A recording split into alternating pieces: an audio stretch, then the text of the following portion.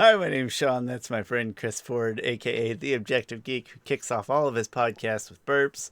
I don't think I don't think they could hear it through your microphone, but I'm close enough that I wonder if they could hear your burp through my headphones through my microphone. I don't know. Let us know what you think of Chris's burp on a scale of 1 to 10, where that falls. Chris, how's it going? I'm sure they didn't hear it. They probably It's didn't. going good. Going great. I thought about going to the movies tomorrow, but I'm not because I'm still not trusting of of people. I don't want to be that close to people quite yet. Okay. Even though it's been 2 weeks since I got my COVID shot.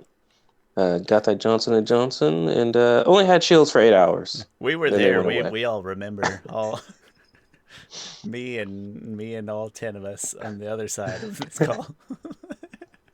Well, I'm glad you seem to recover pretty quickly, and not to like say where anyone should be at various times, but we actually kind of braved. We went to see some friends tonight, so it's sort of a similar circumstance of like, is it time?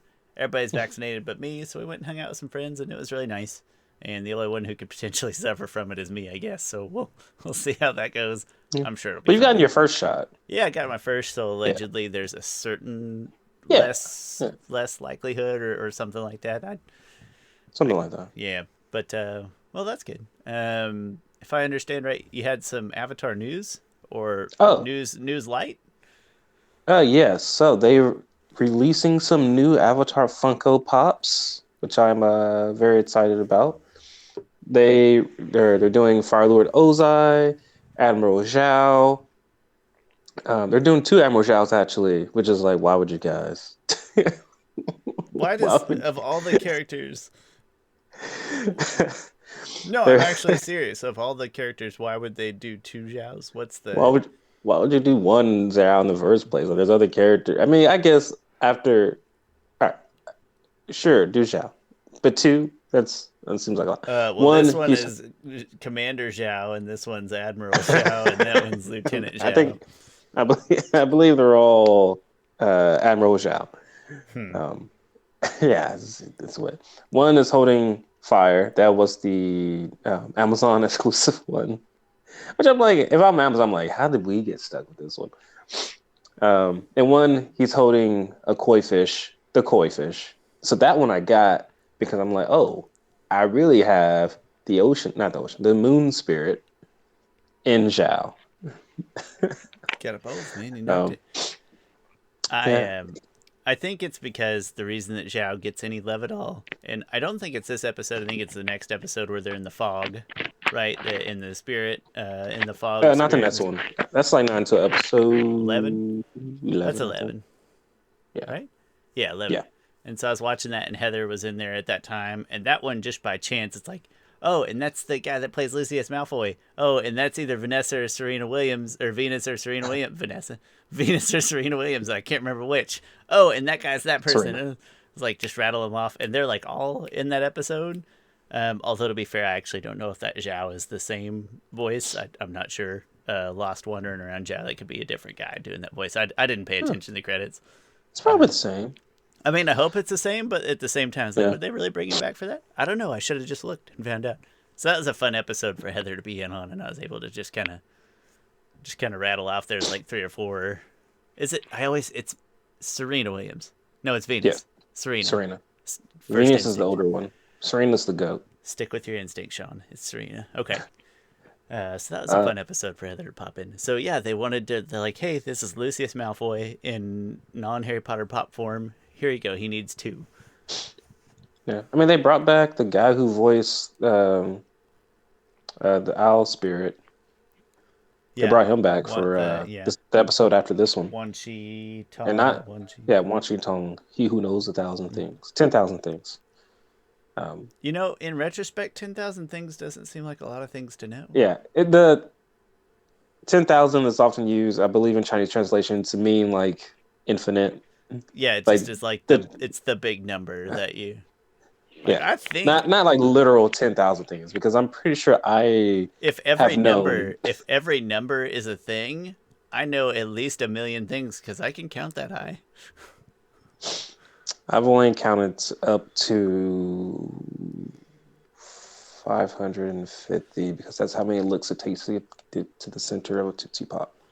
Oh, Because I was curious. I was I like, mean, screw this commercial. I gotta know. somebody had to answer the So, question, and you're really just doing the world of not all heroes wear capes, Chris. yeah. So if you have the tongue thickness of a 15-year-old kid with my saliva intake, it will take about 550 licks to get to the center. That's good. I Anyway, wonder if other a height and weight factors in too. You gotta, it's the BMI I don't scale know. of saliva. Okay, other pops that are released because it's a whole wave of them. There is Aang bending all four elements, which looks really cool. And there's a Target exclusive of him with his eyes glowed, which is already sold out of pre-orders. So that sucks. I wasn't able to get that one. And then there is a Ty Lee, and then there's a May, which is exclusive to Books a Million. I was able to get on their website, which it was crashing. Like right when they announced it, it was crashing. Like no one could buy anything off of that website, but I I haven't even, got it. I haven't heard that name. I feel like I haven't heard that name in years. Books a Million, right? Is that Yeah, it used to have storefronts? Does it even have storefronts anymore? Or am I yeah, totally off? yeah. Okay, They do. good. Um, so they have Tyler. Oh, Suki is getting a pop also, so that's cool. Who else? Oh, um, Hot Topic will have a Blue Spirit exclusive that should be dropping. That should be available for pre-order in May. It was supposed to be available for pre-order when all the other ones were available for pre-order, but for some reason they pushed it back to May. And I feel like I am missing one, but I can't think. I I said thought I you were gonna posted. lead in with like I'm missing one, and that was gonna be a hilarious segue. Ah, that's fun. That would have been amazing. Uh, I'm sure nobody's ever made that joke in the history of ever that he was the number one yeah, avatar. no one No has made one that has joke. ever made it. Where's Nick I Johnstone believe when you that's need all him? of them because I bought the Ozai, the Ty Lee, the Suki, the Mei, the Aang, and Zhao. Yeah, okay, so that's all of them. So I'm waiting on. Hopefully, I can get the Blue Spirit, and then that'll be it. So that's that's all the news. More Avatar stuff is always good.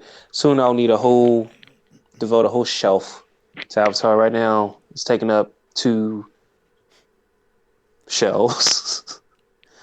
That's the funny thing about shelves. You call a An shelf. individual layer is a shelf, and then the whole Yeah, thing is a shelf. yeah, that's weird. You just have to use your hands. That's the only way. The word shelf cannot be translated without motions. Yeah. It's a fun Um, fact I just made up right now.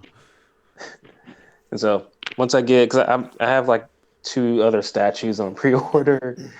I was thinking to myself like, all right, finally, like I don't have that many stuff left of like items I'm waiting for that I've pre-ordered. I don't know how I've gotten to this point. I used to not be this bad. Oh. And then they released all these avatars. I'm like, bye, bye, bye, bye. So We used to have a $2 budget for Yu-Gi-Oh cards, and look at us now. Uh, I mean, but as you mentioned, though, even if you're not, I mean, I'm not into pops, but like, it sort of signifies that the popularity, the demand is out there, and that their products are being made to meet it, and that's exciting. It's only good things yeah. for Avatar, in a general pop culture way. So that's great. Yeah, it's. I think it's blown up. I think this second time around on Netflix has done it some great deal of good for the property, and I think it's only gonna blow up big from here. I don't know still if I see a ton of people like one of these streaming services going to be the straw that breaks the camel's back. But if Paramount has as many of these good properties as it seems like they're going to have coming out of the gate, I don't think that Paramount Plus will be the one that breaks the camel's back. I think it will be a different one. Yeah, I'm thinking it'll be a Peacock. I forgot to watch Mortal Kombat today. Oh, Oh, well, I'm gonna try to watch it you gonna after watch after this. this? I Yeah, just stay up till I'm 2. Yeah. I might you want to live stream reactions to Mortal Kombat? I kind of do. Because I we're supposed to wake up early tomorrow, but I hate I know Tori's I love video games. I love movies. I hate video game movies. all of them, 100%. Wreck-It Ralph is the closest thing to a video game movie that doesn't suck. That's true. That's a really good movie. I love Wreck-It Ralph. And so I'm excited to see this Mortal Kombat because either way, it's a win-win. Like, it's either terrible, and I'm like, see, I told you, or it's amazing, and I'm like, okay, that was an amazing movie, and then I win either way. So I'm But it pretty could be in excited. the middle. Okay, that's fair. And you And know then what? Sonic the Honestly, Hedgehog will still be the best. Sonic the Hedgehog was amusing. I'm gonna call it amusing. Yeah, but that's the bar that makes it That's the that's best it. Yeah, that's bad. video game movie. And people like the first one. I don't want to say anything bad about things that bring people joy because I want to continue to bring people joy. But the first Mortal Kombat is not a good movie. In comparison to the rest of video game movies, it is an okay movie. In comparison to Mortal Kombat Annihilation, it's a masterpiece work of art. But it's not a good movie, but people enjoy it, and I think that's great. Hopefully this one is better than that. I think by the trailers and stuff like that, it looks like it's going to be better Yeah. probably than almost every other video game movie we've had, other than maybe your Sonics. Or, I'm going to lump Wreck-It Ralph in there. Why not? There's a Wreck-It Ralph game and just the movie came first. Whatever. I'll put it in there. Wreck-It Ralph is great. I love that. When they're in the Bad Guys Anonymous, I probably think about that scene 3 times a week.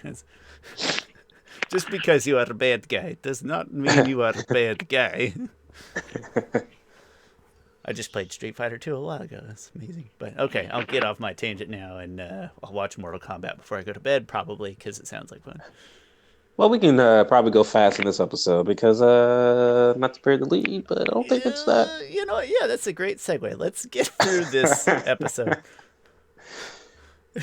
Yeah, I Okay, don't. so this episode is called The Guide. I don't think I'm really loving the episode titles and I totally forgot to read. Yeah, this is Book 2 Spirits episode chapter. Sorry, Book 2 Spirits chapter 9, The Guide. yes. And this is Oh, quick immediately. question for any of our viewers out there, because I put this on Twitter. Which is your favorite way to describe a group of episodes? Is it A, season, B, book, C, arc, or D, saga? So I, for one, I think it was Saga that I liked most. Those are. Even though I love Avatar, love it, love how it uses book, but to me it's just like it's not a book. Okay, it's not a book. I like it better than season, but to me Saga just says a lot. Like, oh, this is an epic saga. Like, this is the saga we're telling in this time. My second favorite is arc because there's a clear arc of story. My my third favorite You would is like the two pretentious ones. my third favorite is book because I just like how that is, how chapters are, and then my least favorite is season because it's so it doesn't make any sense. I like season and then arc. Season and then Seasons arc for are the me. weather. Okay, It's but climate when changing. at a certain not anymore, but the word season used to have a purpose, right? It doesn't so much anymore, but a season denoting like this was the time of the year when Friends that Friends the new group of Friends episodes is gonna like it in a seasonal way. It made sense at once upon a time, and it doesn't anymore. And I get that. I'm a simple guy. I know no one in the fictional stories I'm watching cares what the hell it's called. So season is fine with me.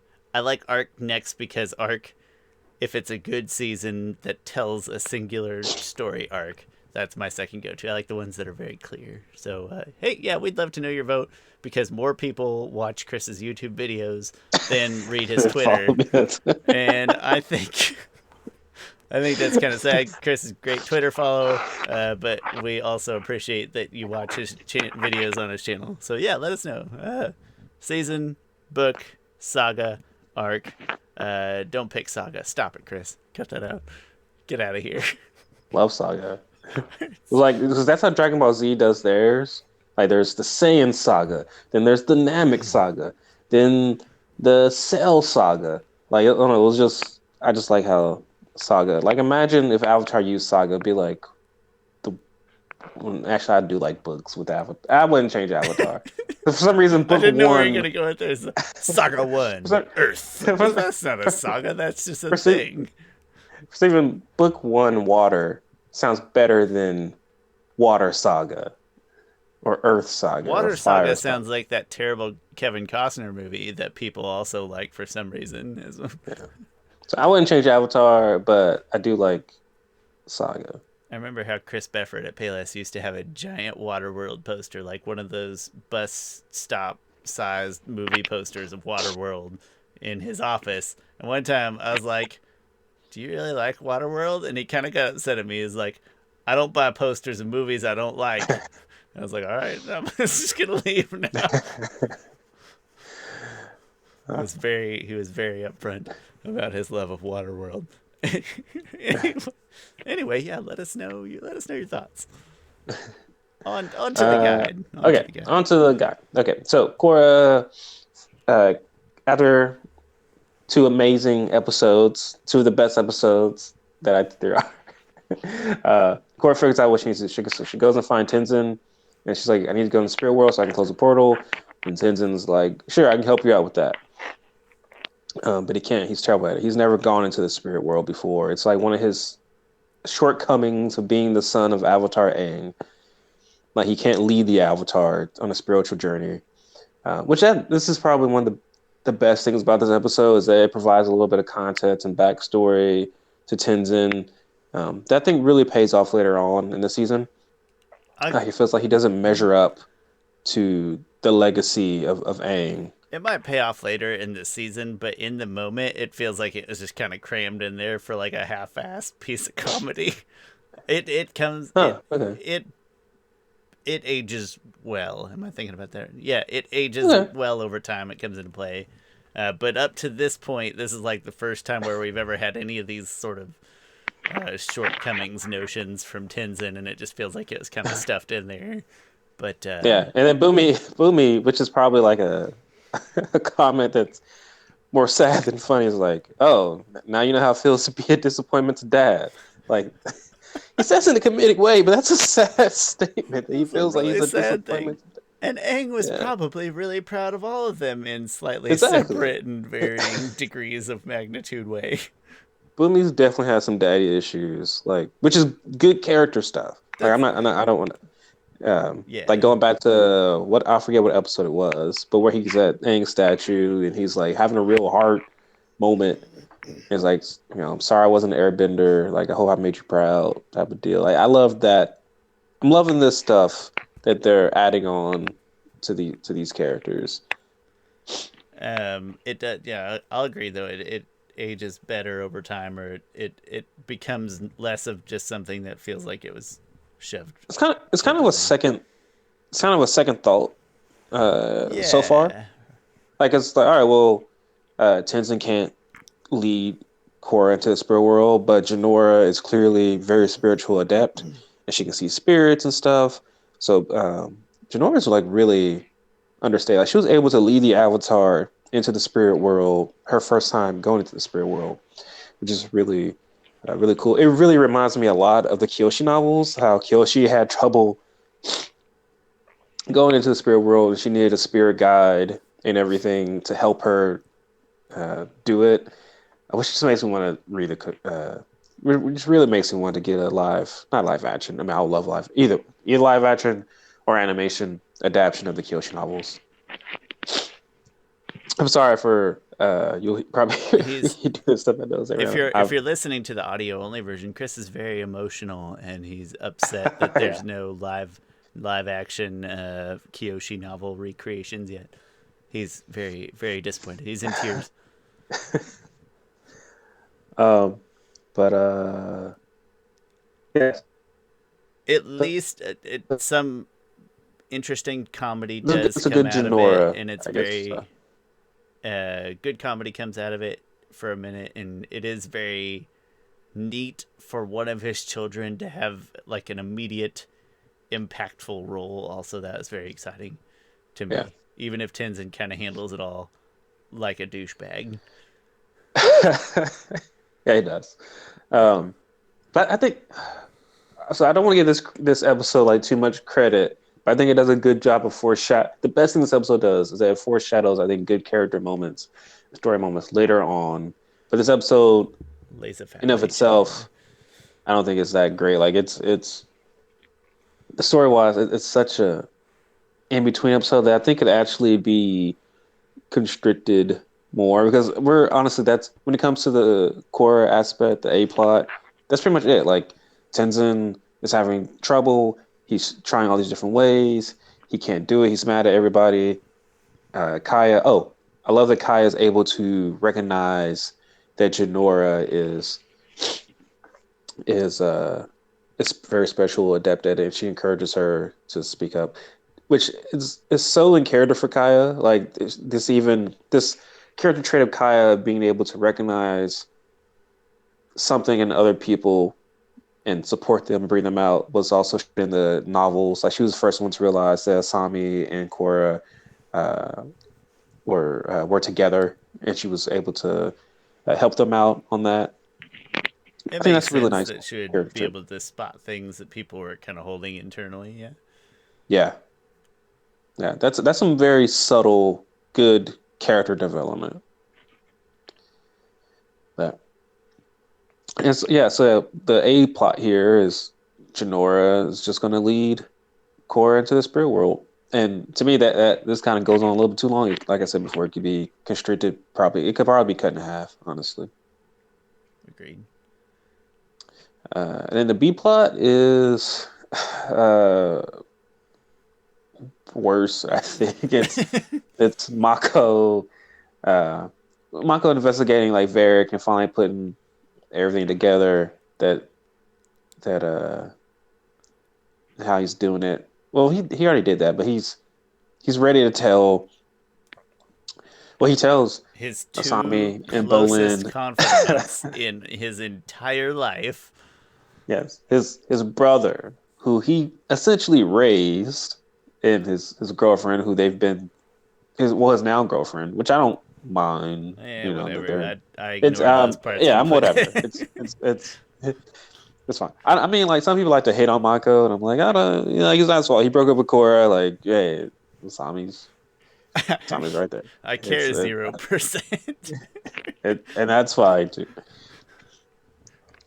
Um, but yeah, he tells them like, yeah, I think Varric's behind it, and he tells them why, gives them evidence, and they're like, "Pfft." Well, Bolin is so not caring at all about it, like to the point of annoyance to me. And Yeah. Sami's kind of just like, "Are you sure?" Like, but Well, and she's then got such close ties to. I mean, she just struck up a huge business deal that, like, it's resurrecting yeah, her business. So, yeah, to have somebody come in and turn that on its head, like, you don't want to believe it, even if it feels true. yeah, yeah, that's true. Agreed. And then Varric, like politely, not polite, it pretty much politely threatens him that it's like you don't want anything to happen to Bolin, do you? Or Asami, and then he um he ends up framing Mako for everything. He plants bombs and stuff and money in his apartment, which also makes me mad that Lynn just goes along with it. Like, Like, and Lynn just then believes these two, like, terrible cops. awful, awful, I'm I forgetting the word, not cop, what's the word we're looking, detectives? Yeah, detectives. Detective, and she just, like, she has to know that A, they're garbage, and B, that their idea of doing an investigation is just like, oh, here it is, he must be guilty. Yeah. Uh, and then they're like, I first thought that they were on the take for Varian because they were They were so so bad. terrible. And the next episode kind of propagated how that they could be that bad. Like, it propagated the idea could be real for a little while. I was in the same boat and I couldn't remember for sure. But no, it turns out they're just Yeah. real Which I think garbage is a humans. so they could have gone in a more sinister direction with very to me his turn, right? Like every good guy has a every bad guy who turns out to be every good guy that turns out to be bad has a turn, right? They should have a turn. I'm just funny because I feel like both Varric and Unalaq both start off as like good for the protagonists, and they both end up being bad for them. But both of neither one of their turns is like a good turn. Usually, like that turn is like mind blowing. It's like oh my gosh, how could they be? How could they be the one? Like, how could they be? How could they have been plotting this whole time? But for some reason, it just doesn't come off at that strong. Unalox is underwhelming because of his role as the antagonist of the story, but Varric's kind of fits his. I don't know. I don't know if I would have wanted him to seem more sinister. Like even when he's like, would it have When been he's better? sinister, when he's like making those threats, and you're trying not to laugh because he just Yeah, sounds dumb. exactly. Like he's like, hey, watch out! You know that coal is hot, and Mako's like, what is that threat? He's like, no, I'm Foot gonna walk on fungus. this because my foot fungus. What is it? No, the way he says it is really. God, I forget who his voice actor is. I love his voice actor. It's like, no, it's Yeah, just the only person it's a threat to is this foot fungus, or yeah, exactly. I Yeah, no, no, forget yeah, how he says it, but I think it's that's like the line. whoever does that voice. I have a really hard time though. 'Cause I love Varric as a character. I love the voice actor, and the weird turn, and you're almost like not even sure. Like he could be like, oh, he could still. There could be like a third twist involved here where he's secretly also a good guy, and then the fact that he actually turns out to be the bad. I don't know. There's something about it that And it so it they could have fits the sporadic oddness of his character, I guess.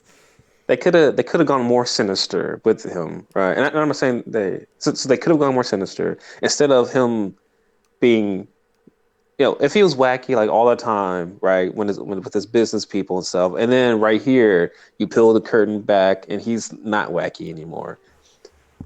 They could have done that. In hindsight, after watching the whole series, I'm glad they didn't do that because it will be harder to get him to the point he's currently at in the show that he gets to. So I'm fine with him doing that in hindsight. I probably would have liked it. Well, for season 2, it would have been better if he was a little bit more sinister. But for season 3 and 4, it's good that he wasn't that way. In episode He wasn't some 11, diabolical genius because he's not. He's not that. not even close. He's just a very businessman to the core, for better or for worse. Episode 11, and I'm excited. I know we don't talk about that one in the next couple of weeks, but episode 11 when he's in jail, I love that whole episode 11 when he's in jail and Julie's in there with him. Yeah. Oh, that's great. But that's not this episode, so we're we're gonna give this episode exactly the amount of credit and time it deserves. So yeah, so I believe that's They get him the framed, episode and they ends. do end up taking Mako Oh, to yeah, jail. yes, yes. So they take Mako to jail, and it ends with not Asami. It ends with Jinora leading Korra into the spirit world, and that's kind of how it ends. Yeah, I don't remember exactly if I don't think they're split up in the spirit world or anything. Not yet, I think not they yet. just get They there. just they just get there. Yeah. I don't know if you see this very important note here. This is pivotal. Mako and Asami, Mako Uh, Tsunami. Huh? That's their power is couple name, Mako Tsunami. I don't know what their name is. Their ship name is. Well, if it's not the Mako Mako's Tsunami or like a direct reference to his Yu-Gi-Oh Aseko. deck, has to be a direct reference to his Yu-Gi-Oh deck, or I'm not interested. I forget what it is. Legendary Fisherman and A legendary Killer fisherman. something. Yeah, Yeah, I don't Legendary remember. Fisherman is garbage. I do remember legendary fisherman though. Yeah, and in the first match, he had a different one that was. It was always so fun growing up. But say you didn't grow up with Yu-Gi-Oh, so I grew up with it. So every now and then, someone gets a new card, right? And you see from the show, you're like, "Oh my From the goodness, Dark show. Magician! You got Dark Magician!" Then you're like, Dark Magician, I believe, is a 7-star. And it's 2,500 attack, no effects or anything. It's like not a good card. They It had to takes two work. monsters to sacrifice for. They worked for like 5 years to put cards around Dark Magician to make him Yes, playable in a very specific circumstance. So you know the card when Dark Magician, he's facing the other Dark Magician guy, and then he plays it with Time Wizard. Yugi does, I and he love gets that's one of my top moments. Okay, so it wait, is let me because paint they're the gonna picture. Let me die. paint the picture. They're gonna Let me paint the die, picture for you. Chris. Wait, They're let me gonna paint the picture for you. die. So it's Joey versus Yugi, best friends versus each other. Joey's trying to win the tournament so he can get money for his sister to get eye surgery. Yugi's trying to win it to save his grandpa. This is the match they didn't want to have. Joey is about to play. He has this little Oh, baby dragon. I was actually even thinking of the wrong episode. I'm glad you recapped. Okay, my bad. I'm Because this is glad like you one of did my this. because this is one of my favorite moments in the show. Probably the favorite moment of the show. So Joey's big move is to use Baby Dragon and use Time Warp to age the dragon up to I forget what the dragon's called, Thousand maybe Dragon, Legendary Dragon, that thousand, thousand thousand Dragon. thousand dragon, to where I think it only has like 2,400 attack, maybe not sure. It does. It has 2,400 attack, Wow, 2,000 why do I defense. remember that? If you would buy Yu-Gi-Oh on the Switch and play with me, it's like $20, man. But I remember that from like just straight up memory Well, from I remember it 15 because years ago. I watched the anime earlier this year and I played the crap out of that game. Okay, It's so a great his game. special move is to use Time Warp. It ages his dragon up to his peak level, and usually it ages up the opponent's monster to some decrepit mode. So Joey's like, "Hey, Yug, not for nothing, but it was a good game." I don't know if he says that, but that just sounds like something a New York Not for person would say. nothing. And then like Joey has tear because he's about to like kill Yugi, And right? Yuki's got And, his like deep Yami Yugi voice on. He's like, "You're right. It yeah, was a good game." yeah, you're right. It What? was a good game. But don't you know that with great age also comes great wisdom? Instead of a dark magician, he's now a dark sage. And then like he's dark magician's now like older, got this huge Merlin like beard. He's even stronger than before. And then he beats the Thousand Dragon. That Great moment. that card exists, Dark Sage.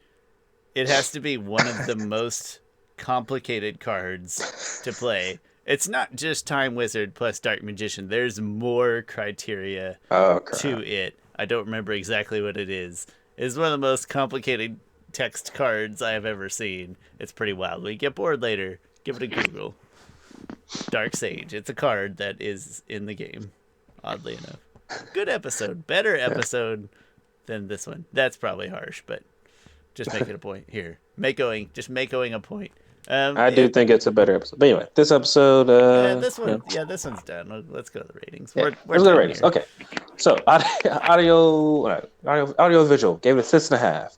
So this is the last episode that was done by Studio Periot, whatever it's called, and it shows I so many random moments in this episode just bugged me with the animation because it was just very static. Like, they were just very still to where like heads aren't moving but mouths are moving, and that just annoyed me. And Korra's face is like more obtuse than normal, and there was nothing else that stood out in the animation, so I gave it a 6.5.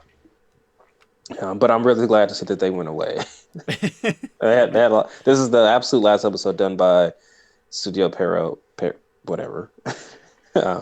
Studio Mirror did the rest of them, and Studio Pero did not do Beginnings Part 1 and 2. They did not do a couple other episodes.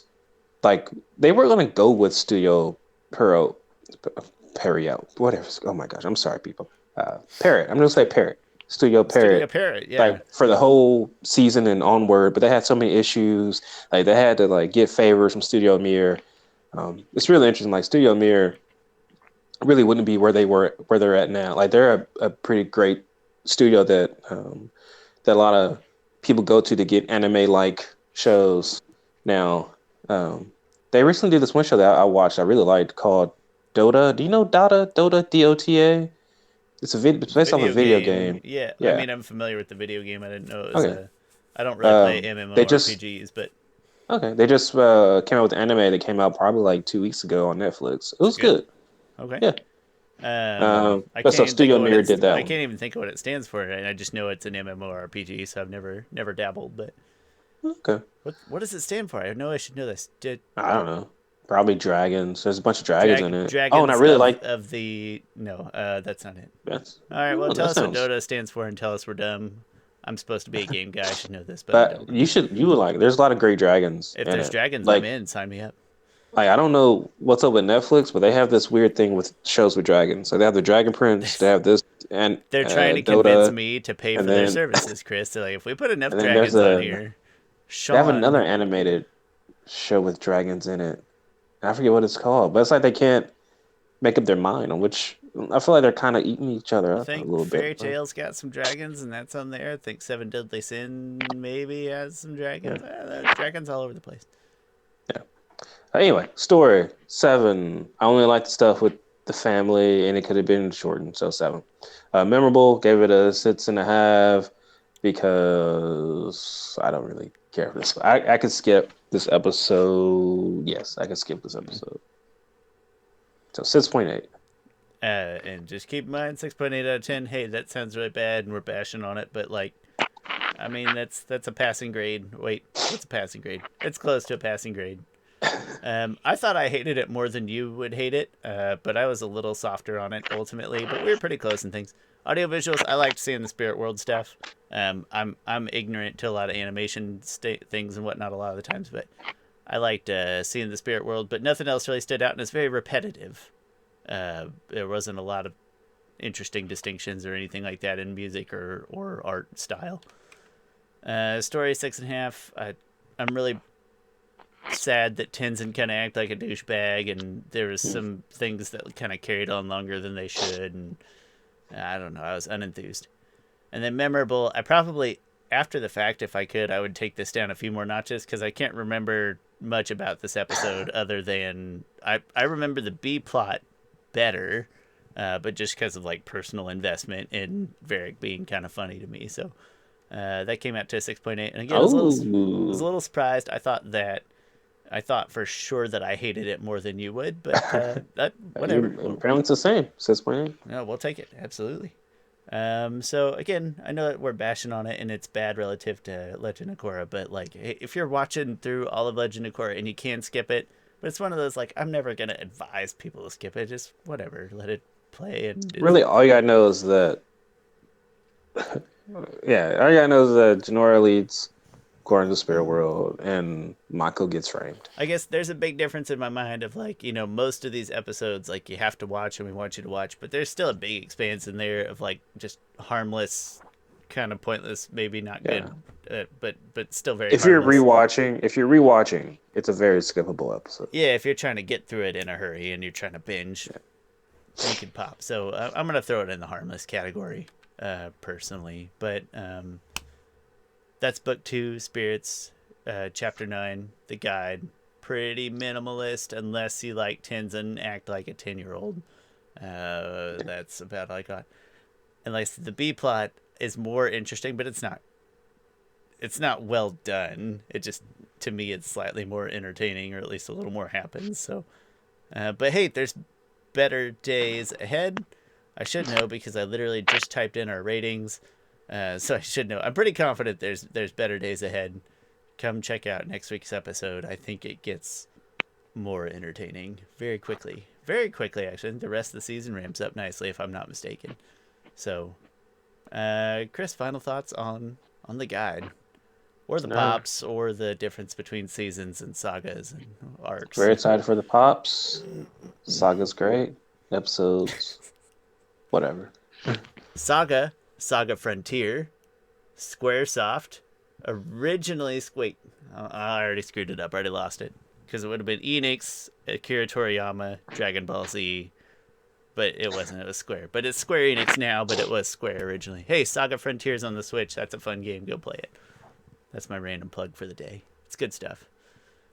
Okay. Hey, with that being said, we'll get out of here. Got another more interesting episode next week that we're going to record immediately after this. And then apparently watching Mortal Kombat. And so we'll see you next time. Thank you so much for watching Avatar: The Last Podcasters. I'm Sean. That's my friend Chris Ford, a.k.a. The Objective Geek. We are on Twitter and YouTube at last_podcasters and facebook.com/Avatar: The Last Podcasters. Thank you guys very much. We'll see you next time.